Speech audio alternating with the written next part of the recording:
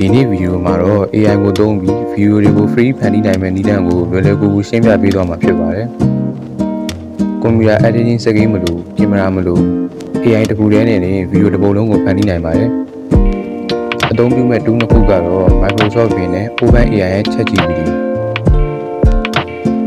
ပထမဆုံး AI ကိုဗီဒီယိုလုပ်ခိုင်းဖို့ prompt လိုပါတယ်။အဲဒီအတွက် ChatGPT ကိုသုံးနိုင်ပါတယ်။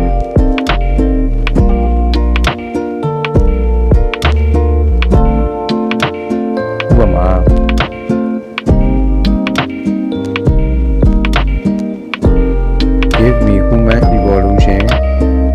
from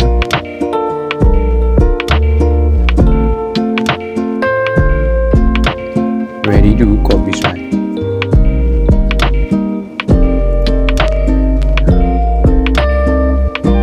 ပြီးရင်တော့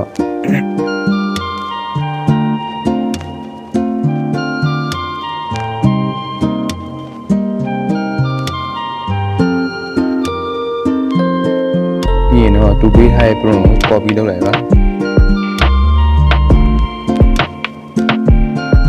နောက်တစ်ခုက Play Store မှာ Bing app ကို download ဆွဲဖို့လိုပါတယ်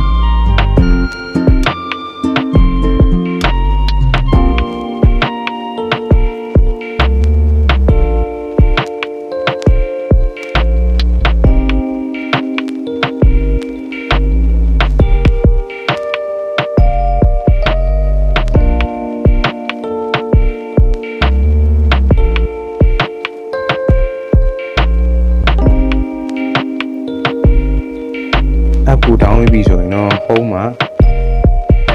video creator transform idea into video ဆိုတာကိုတွေ့ပါမယ်။အဲ့ဒါလေးကိုတစ်ချက်နေလိုက်ပါ။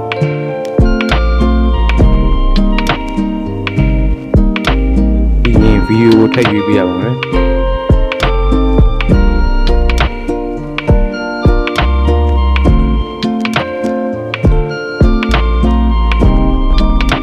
ပြီးရင်တော့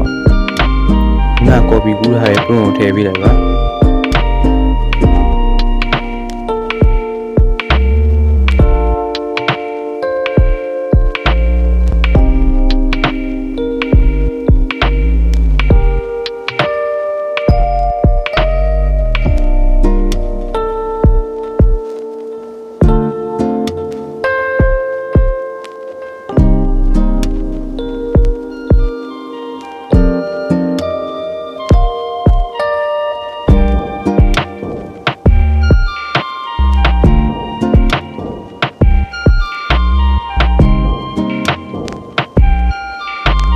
တော့ဆောင်းပြီးရင်တော့ဗီဒီယိုရပြီပဲဖြစ်ပါတယ်ဒီဗီဒီယိုလေးကနေကိုယ့်အတွက်အကျိုးတစ်ခုရလိုက်တယ်ဆိုရင် channel လေးကို subscribe လုပ်ထားဖို့မမေ့ပါနဲ့